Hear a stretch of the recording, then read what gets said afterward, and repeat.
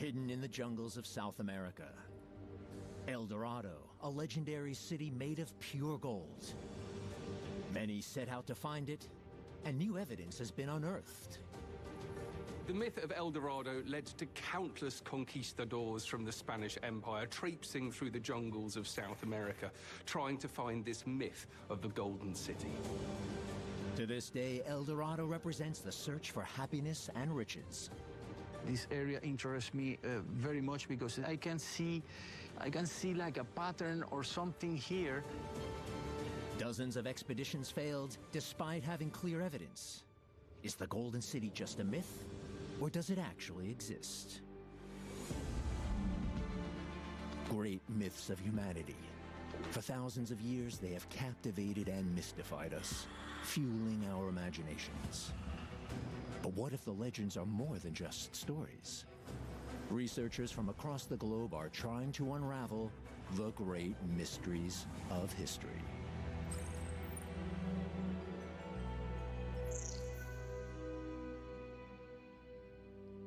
South America's impenetrable rainforest.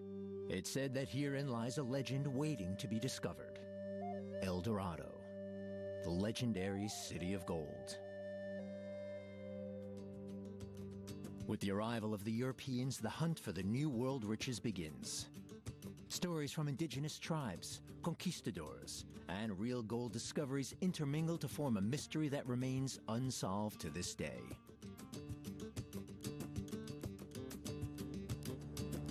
Ancient sources describe a golden ruler and an incredible empire hidden away deep in South America. Temples, streets, and even the houses there made of pure gold. Over the centuries, El Dorado transforms into a legend. To countless people, it is a place of longing where dreams come true. El Dorado may be one of the most powerful myths in history because of how badly we want to believe it's true. That there's some great city of gold, some gilded king, and all the wealth we could ever want just over there, where the sun sets. El Dorado is an inspiring place, and not just for conquistadors and explorers. Josef von Eichendorff, a 19th century German poet, even dedicates a poem to El Dorado. In 1849, Edgar Allan Poe writes his own ballad about the Gold Country. Even Hollywood jumps on the bandwagon and uses the name for a Western starring John Wayne. In 1987, in Aguirre, The Wrath of God, legendary actor Klaus Kinski also sets off in pursuit of El Dorado. And the animation company DreamWorks releases a full-length film for the cinemas. Naturally, Harrison Ford, otherwise known as Indiana Jones, can't resist looking for El Dorado's gold either. And beyond pop culture, the myth continues to be a symbol of fortune and riches. Countless casinos and cities in North and South America bear the name El Dorado. After all, what could be more enticing than to live in the luckiest place on Earth?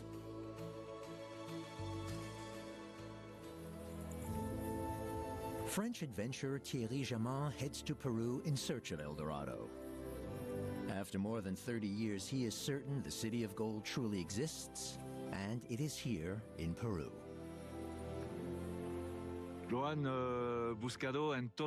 People have searched everywhere. But today, there's enough evidence to say that El Dorado is in Peru.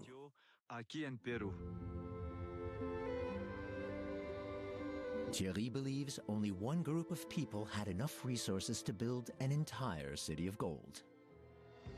An advanced civilization with almost 10 million inhabitants, powerful cities, and plenty of gold. The Inca Empire, stretching across Colombia and Peru to Chile and Argentina between the 13th and 16th centuries. The largest empire in the Americas, predating the arrival of Columbus. To this day, its capital city, Cusco, continues to attract visitors. The city still bears witness to the glorious past of its former rulers.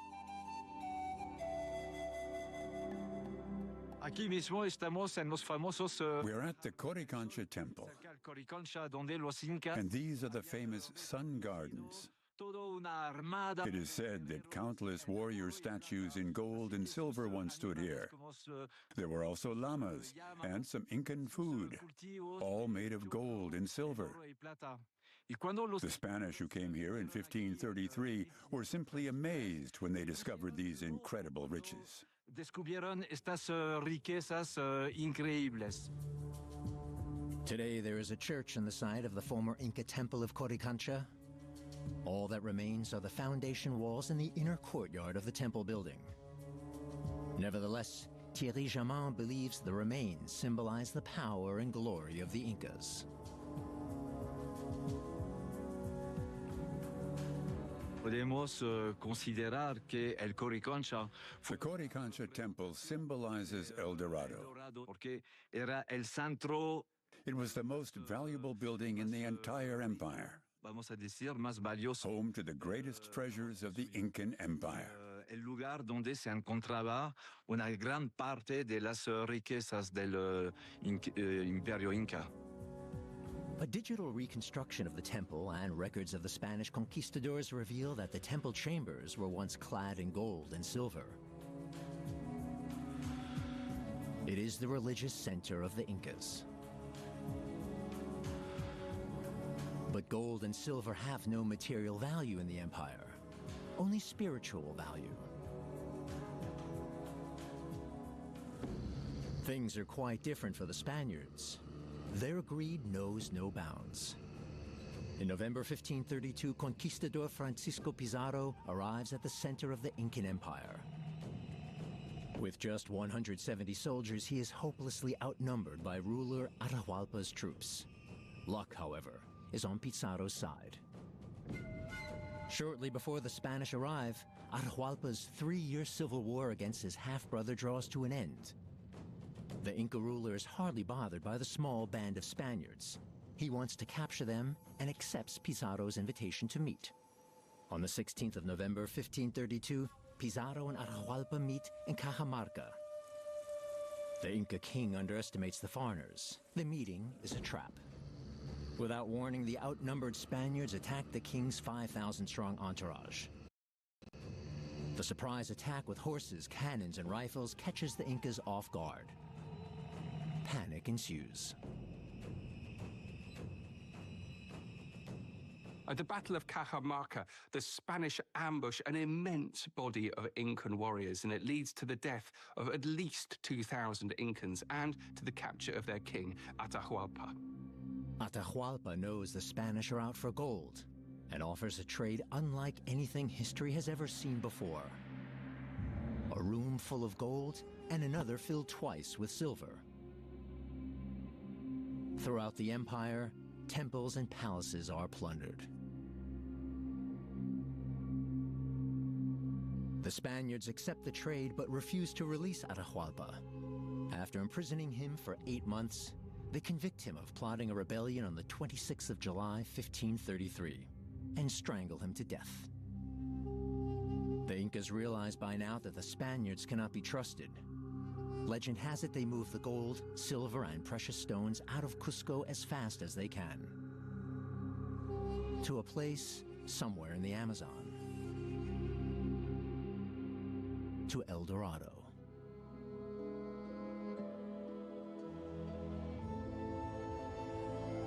Thierry Jamin plans to follow the trail of gold. But how are the Incas able to get past the Spanish soldiers? Are there any secret paths leading from the Coricancha temple out of the city?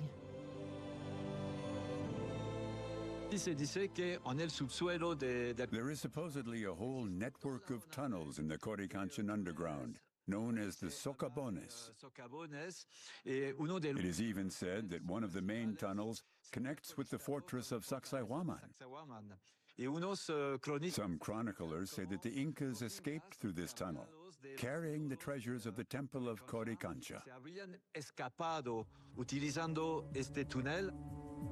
Sacsayhuaman stands some 200 meters above the one-time center of the Inca Empire, right on the outskirts of Cusco.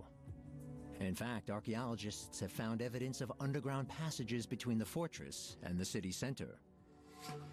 This is where the Incas are said to have stored their gold for a short time. But where does it go afterwards? Pathways lead from the fortress grounds into the lower-lying rainforest. To this day, it is unclear what they are used for. Are these the secret smuggling routes of the Incas? It's quite clear these stones have been cut.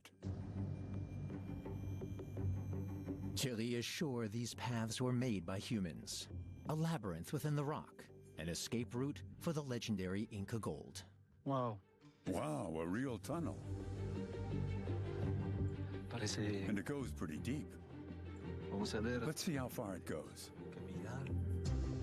Today, just a handful of rock passages are open to visitors.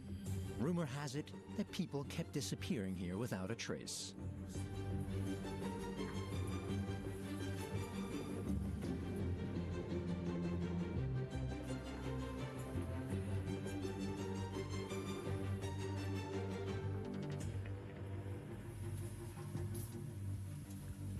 The stone has been cut here too. The tunnel system is the perfect way to get out of the city. And more importantly, outsiders can't find their way around and get lost. Chicana significa el lugar donde se pierde. These tunnels are called chincana, meaning somewhere where you get lost. Parece que hay ramales. Now I know why. Y me imagino que There are branchings everywhere. unas personas Many people must have gotten lost here over the centuries. en este laberinto. A ver.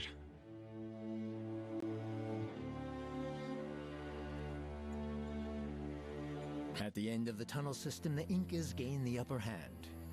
They know the terrain, the jungles of South America. Treasure hunters faced the same problem back then as they do now. The rainforest covers more than a third of the continent. It's like looking for a needle in a haystack. No wonder evidence of El Dorado has purportedly been found in several faraway places. One conquistador claims to have seen it with his own eyes, more than 3,000 kilometers from Peru in present-day Guyana. This eyewitness account dates back from the 16th century. On his deathbed in 1570, Spaniard Juan Martinez recounts having reached El Dorado.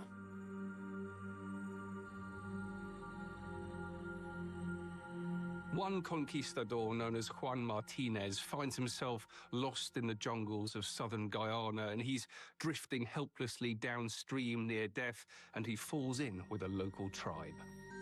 So, for the first time, the myth of El Dorado is located far away from the Andes, in northeastern South America. Juan Martinez speaks of a kingdom full of gold, and a city with a glorious palace next to a lake.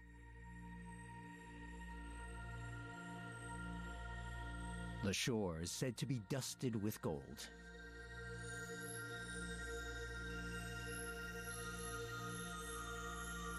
After 7 months, Martinez leaves the city in the hope of soon returning.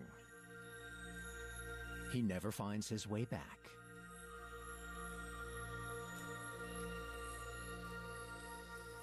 However, on his deathbed, he remembers the name of the city, Manoa. After his death, European explorers set off for Guyana. Among them is British navigator and explorer Sir Walter Raleigh. In 1596, he publishes a travel report claiming to know the location of Manoa. Has El Dorado finally been found?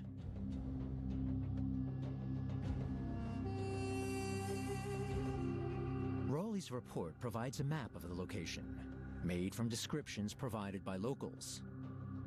It says that Manoa is by a large body of water, Lake Parima.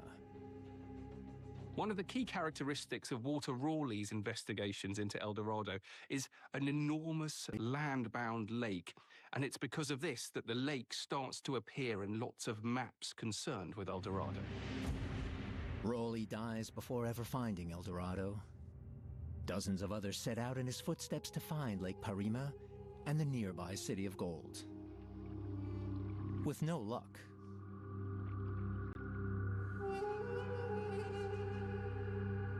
Both the lake and the legendary city of Manoa appear on numerous maps from the 17th century. But did this lake actually exist back then?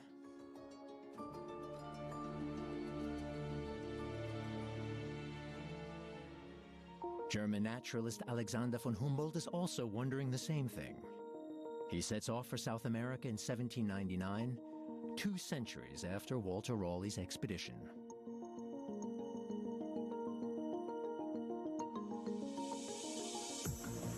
Today, his journals from the 5-year journey are in the Berlin State Library. Tobias Kraft, a literary scholar, wants to take a closer look at them. If Humboldt had indeed found clues to El Dorado, they would have to be in here. Die Frage zu klären, there was really only one way for Humboldt to find where Lake Parima could be, and that is to travel along the Orinoco in the direction of the source. The Orinoco River is the 4th longest river in South America. It flows through what is today Venezuela and into the Atlantic. At the beginning of the 19th century, neither its source nor its course had been mapped. Humboldt wants to change this. The explorer meticulously notes down every detail of the expedition. He writes 9 diaries between 1799 and 1804. His notes represent a milestone in modern geography. They also reveal the shortcomings of science at that time. Es ging ihm darum, he wants to look at the actual site. What can we learn about the Orinoco River Delta? How are the river systems interconnected here?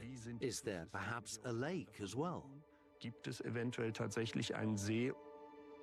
The quest for El Dorado, as a scientist would have been far more able to receive funding to go and search for a lake than they would have been able to get funding to go and search for some mythic location. Humboldt constantly adjusts the land and river map, adding detailed sketches. Eines der großen Probleme der Back then, one of the great problems with cartography was that people often just copied each other's maps. Newer maps would copy everything over from older maps. Cartographers didn't actually travel along these routes, as this was a very dangerous task. Humboldt and his French companion Aimé Bonpland find themselves in danger on several occasions. They manage to survive in the jungle, but with a lot of luck. But they never make it to Lake Parima and the fabled gold city of Manoa. Humboldt searches for answers. Humboldt certainly was curious and wanted to better understand the history behind Lake Parima. He feels he has achieved this goal with his cartography. Upon his return, Humboldt draws up a proper map of the region. Unlike other maps, Humboldt gathers the information himself.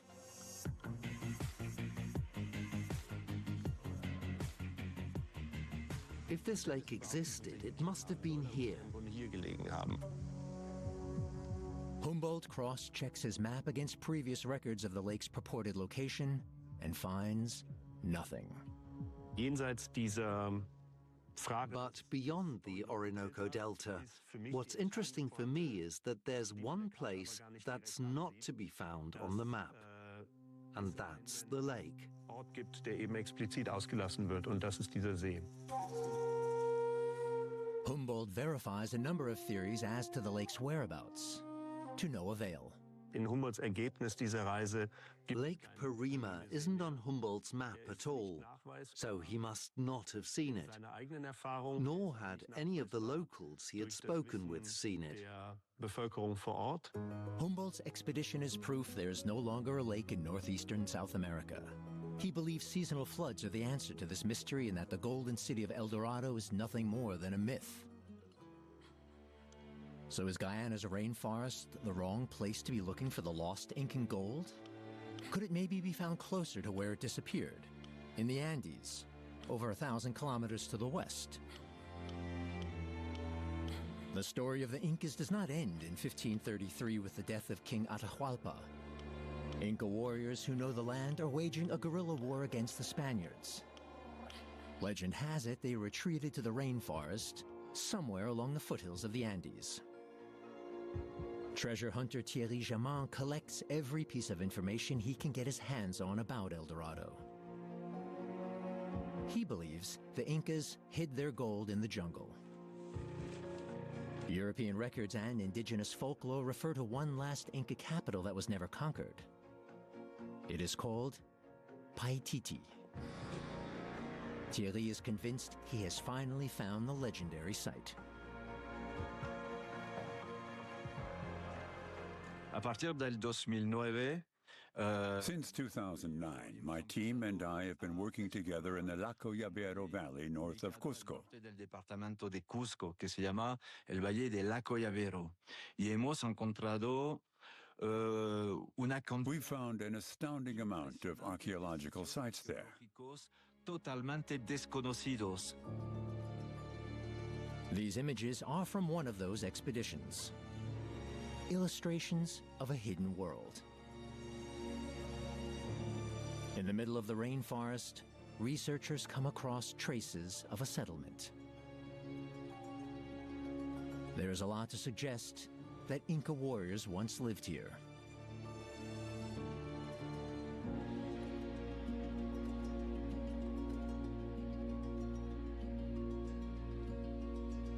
For the researchers, one of the discoveries is extremely significant. A cliff wall covered with stone carvings. The drawings etched into the stone stretch for almost 24 meters. Thierry Jamin believes they are the writings of the Incas, containing information about important events. One of the drawings depicts a king. The headdress leads the researchers to believe that it is Pachacutec.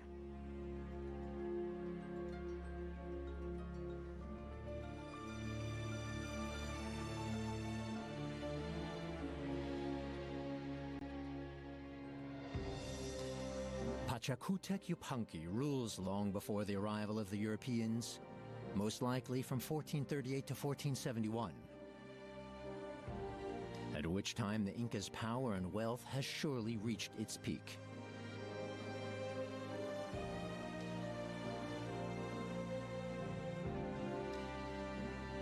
Is the drawing of Pachacutec a clue to the whereabouts of these riches? Thierry Jamin believes the drawings provide groundbreaking information to the case. This is a map carved into stone. This is the only map of its kind that's been found here in Peru, or anywhere else for that matter. At the same time, it also chronicles the entire history of the Incan Empire. Do they retreat into the dangerous jungle after the arrival of the conquistadors in the 16th century?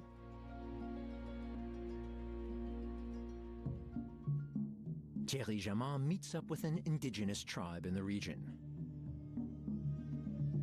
An old woman says there is a secret Incan city nearby.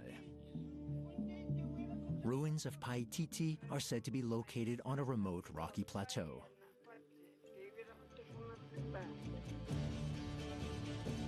With the help of satellite images, Thierry sets out to find the mysterious plateau. Thanks to modern technology, it's now much easier to see geographical details, even when it's cloudy. Computer analysis reveal a square rock formation in the jungle. Could this 1,000-meter-high plateau be Paititi, the mysterious El Dorado? The images are reminiscent of another Inca center, Machu Picchu. Built in the 15th century at an altitude of almost 2,500 meters, today Machu Picchu is world famous.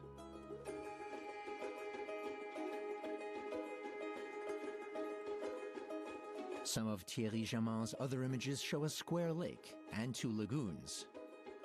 However, there are no ruins to be found. Thierry is planning on taking an expedition in the hard-to-reach region. However, the only way to get to where the square structures are is by helicopter. There are No roads, no paths, and certainly no trails.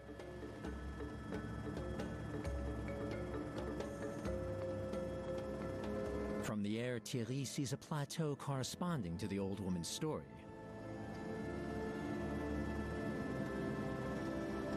He also finds the bodies of water on the satellite images, the square lake and the two lagoons. But his helicopter can't land. The rainforest canopy is too dense. No landing site can be found on the mysterious plateau either.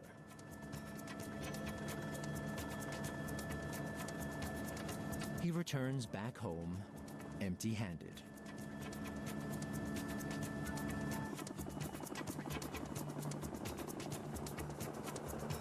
He realizes the only way of reaching what may be the last bastion of the Incas is by walking several days through the jungle.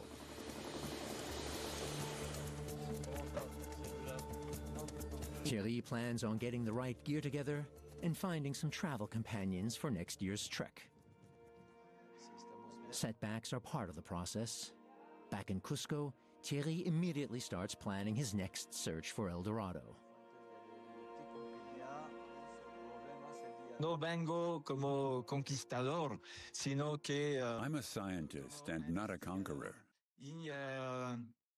hay que ser honestas. That's why I have to be honest and say that sometimes these things develop very slowly. Pocas cosas. The only way to move forward is as a team, as a group, and with the support of many people. Con el apoyo de mucha gente. The French treasure hunter will have to wait until his next expedition to put his theory to the test. But promising news about El Dorado is also coming from Venezuela. With the help of modern technology, it is now possible to conduct research much differently than Alexander von Humboldt was able to do in the 18th century.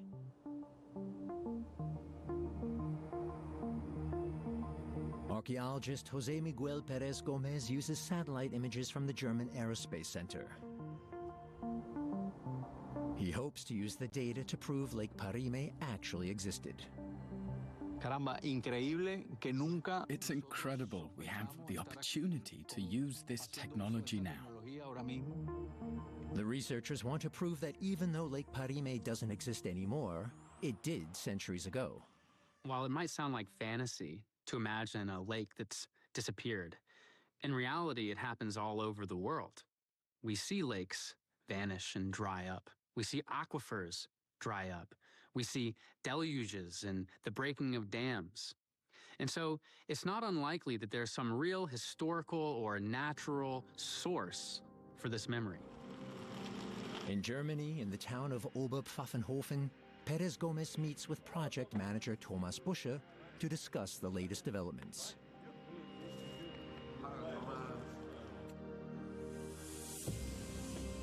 The Tandem X mission satellites are monitored in the control center.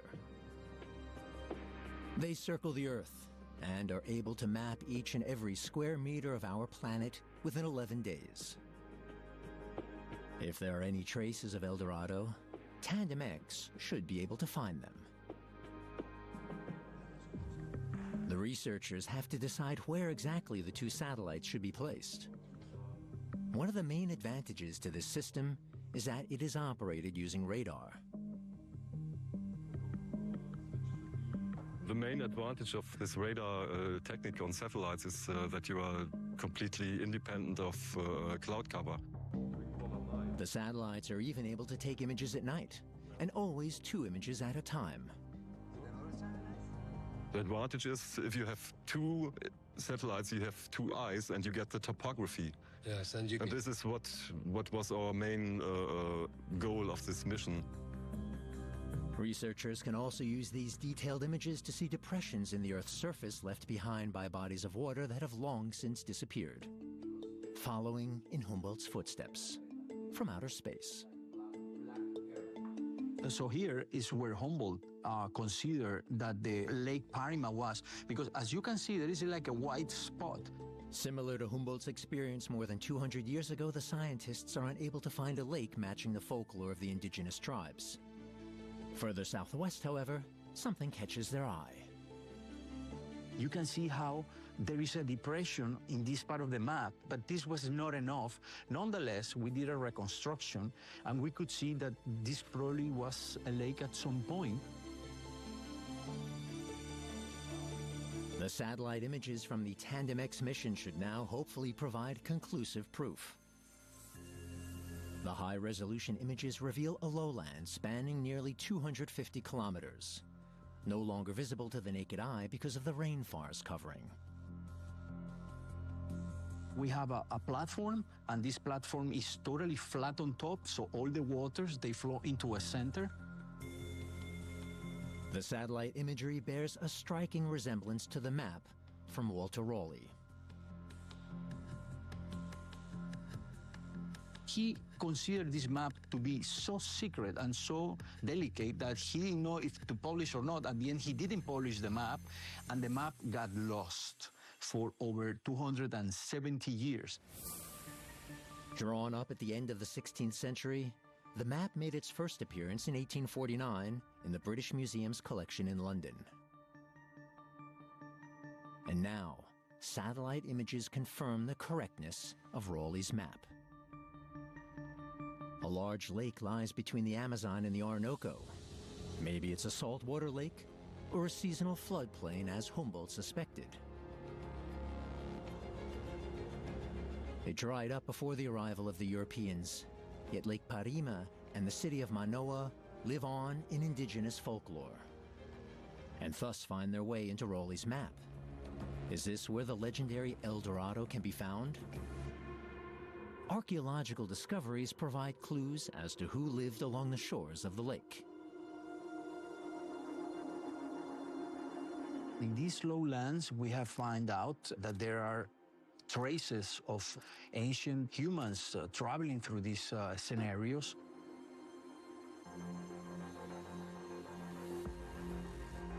Among the discoveries are prehistoric rock paintings and beads. There are also shards of pottery and the remains of several drinking and cooking pots, some of them up to 3,500 years old. We believe that the people that made the ceramics, probably they were using the lake as a source of food, as a source of transportation or whatever, but their information about the lake, they went from mouth to mouth, from generation to generation, and this is how it got into the conquerors' ears.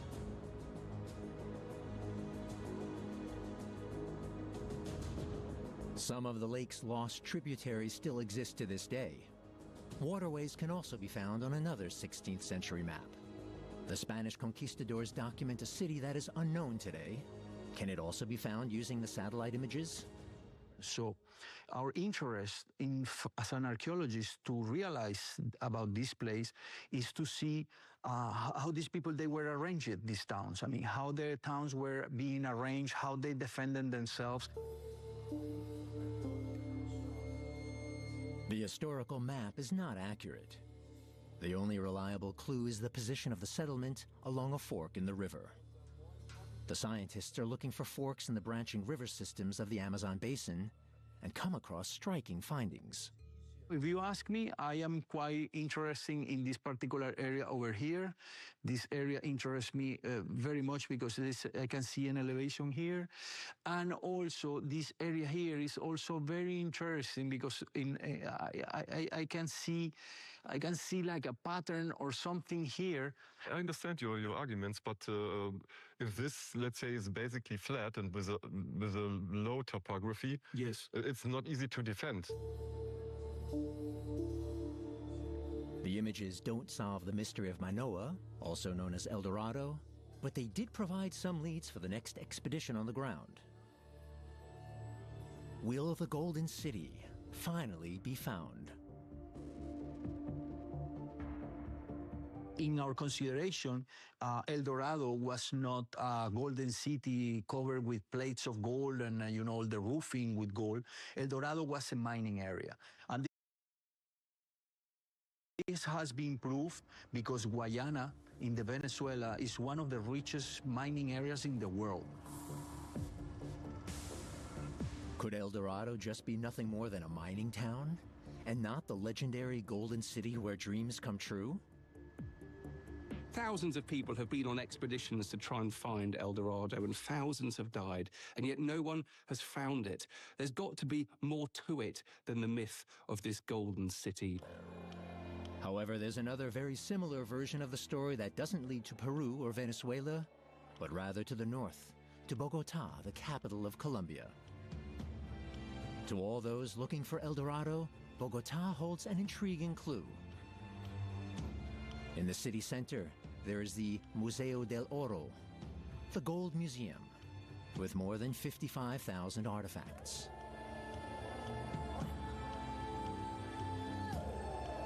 Archaeologist Juan Pablo Quintero Guzman believes one of the exhibits is directly linked to the legendary City of Gold.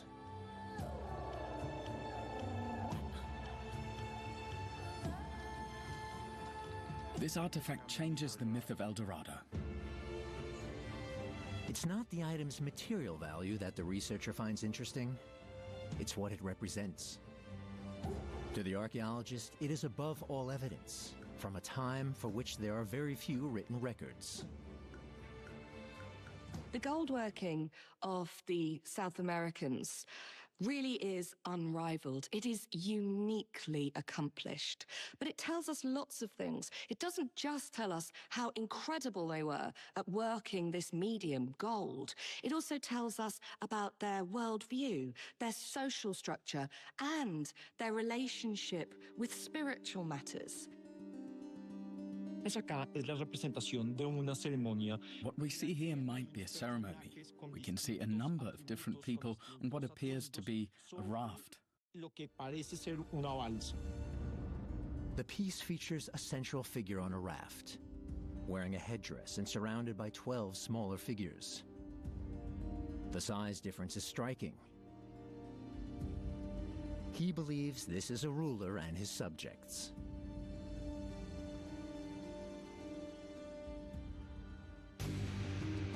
What can be learned from this 20-centimeter object today? In the museum lab, the archaeologist is able to examine the piece more closely. He's able to see details on the figures and how they are positioned in relation to each other. Una cosa que es interesante es que It is really interesting that everyone surrounding the main figure always has their backs turned.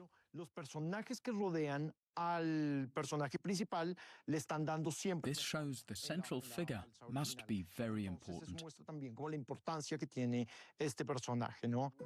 Quintero has a theory on who the important figure might be.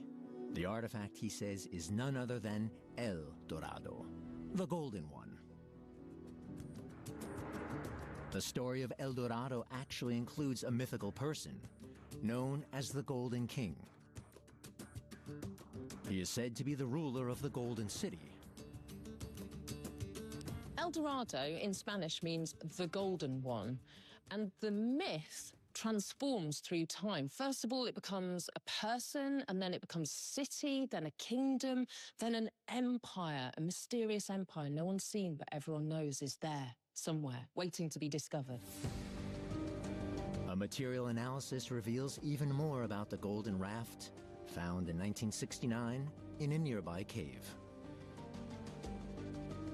La balsa original le hicimos estudios hace poco. It was examined only recently. Se le saca pedazos de carbón. We found pieces of charcoal that were used when it was made and sent them to a lab to be analyzed. We found that the raft dates back to the 14th century. Fue fabricada en el siglo XIV. This means the artifact is more than 100 years old by the time the Spaniards arrive. If it has anything to do with El Dorado, the hypothesis about the Inca treasures being brought to safety would be off the table. Further examinations reveal the artifact is not only gilded, it is made almost entirely of solid gold. It is highly likely that the raft was used in some kind of ritual. Este tipo de objetos. This is a typical offering from Altiplano, a region in the Andes between Peru and Bolivia. In the past, this territory belonged to the Muisca. En el pasado, eso fue territorio de los Muiscas.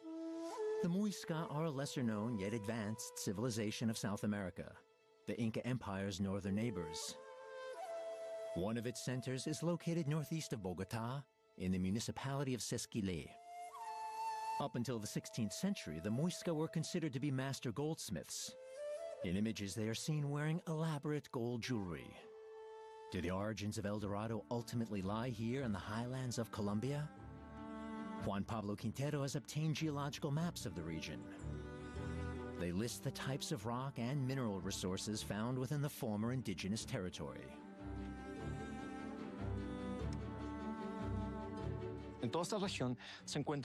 Many golden artifacts were found in this region. Therefore, you might assume there's also a lot of gold in the ground here, but there is no evidence of it anywhere in the region, let alone any actual mines. So where did the gold come from? And what's the link between the Muisca and El Dorado? Can the Golden Ruler's raft finally help solve the mystery? In search of answers, Juan Pablo Quintero travels to the Cundinamarca region, a good 50 kilometers away, where he has a meeting with Clara Chauta, a Muisca woman and descendant of the Muisca tribe. Hi, Clara. Hello, welcome. Nice to meet you. Clara Chauta knows a lot about the history of her people. Her ancestors were not gold miners during the Muisca's heyday, but rather extract other valuable natural resources such as coal, emeralds, and most importantly, salt. It is found here a good 80 meters underground.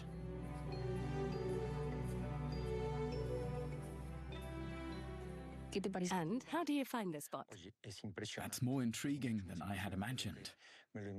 Tell me more. Bueno, the Muisca had plenty of gold, but this was not the source of their wealth.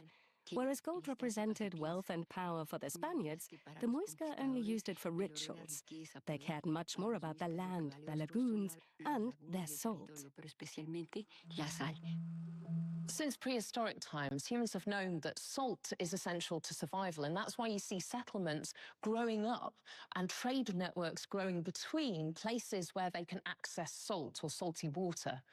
For the Muisca, this was the true gold of their territory, salt.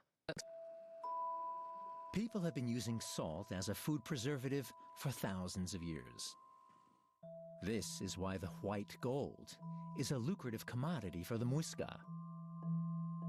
In return, they get everything they need, even gold and silver, which is hard to come by on their land. They use it to create elaborate ornaments, offerings to the gods. Inside the Nemocon Mine Museum, everything revolves around salt, the true gold of the Muisca. We consider this a sacred place. A sacred place whose peace was disturbed by plundering conquistadors. They had heard a remarkable tale of a man who bathed in gold, the Golden King.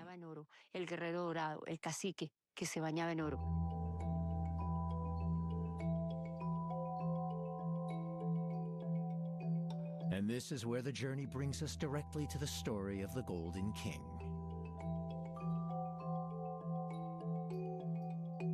To have a golden king was to have a microcosm or individual that personified wealth and gold itself. Similarly, this king personified as kind of a microcosm the city that he ruled.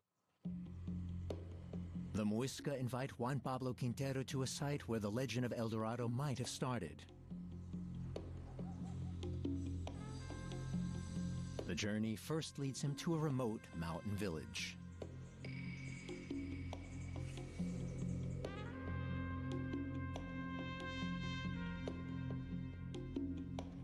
The governor of Sesquilé, Carlos Candil, places great importance on tradition.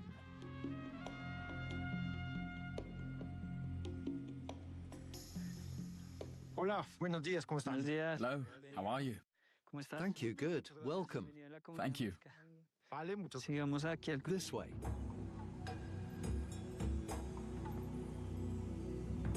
The Muisca ask their ancestral spirits for permission before sharing their secret practices with strangers.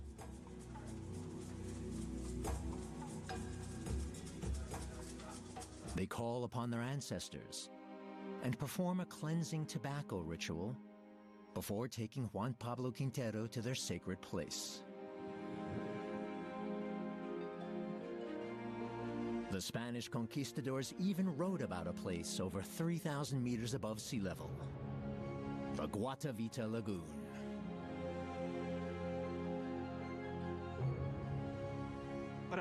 We call this place Mother Guatavita. We consider it the center of the world, the legendary El Dorado the Spaniards were always looking for. But to us, El Dorado is a place of sacrifice and our spiritual center. Muisca leaders came from all around to perform the ritual of El Dorado.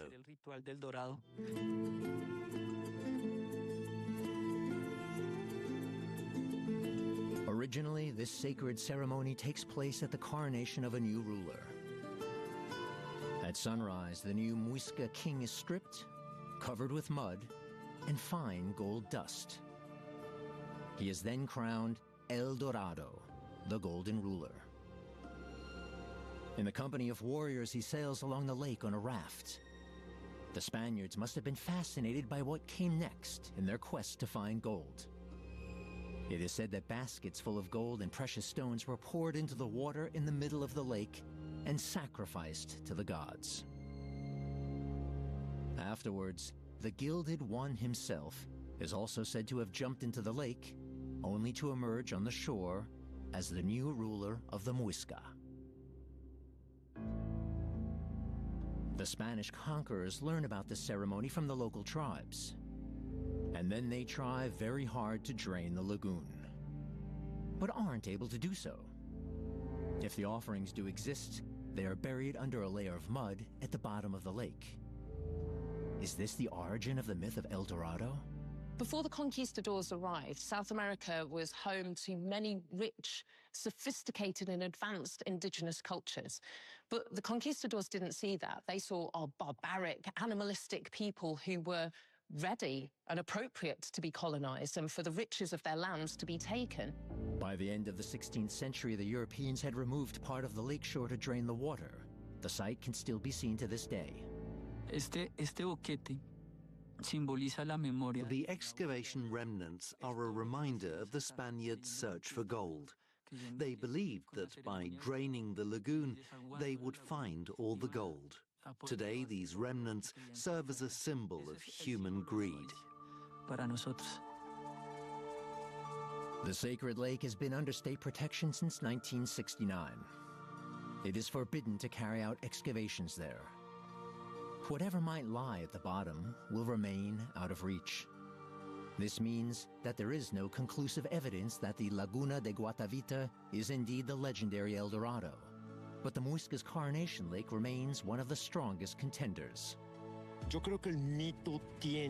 myth of El Dorado is a unique legend that will live on forever. A legend about a place that represents incredible wealth. Driven by their greed for gold, adventurers continue to set out for the most remote corners of South America, like Peru, into the Incan Empire. People have long believed El Dorado is a lost Inca treasure, well hidden away from Spanish conquistadors. Hundreds of explorers have searched for this treasure, but the Golden City has never been found. This raises doubts as to whether El Dorado actually exists, or whether it is just a symbol, a parable for humankind's greed for gold and riches. A centuries-long treasure hunt across an entire continent.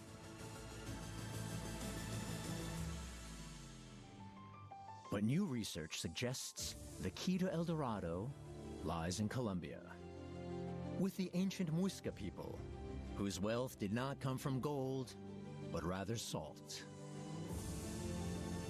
To the Muisca, gold was merely used for jewelry, worn on special occasions, like when crowning a new ruler.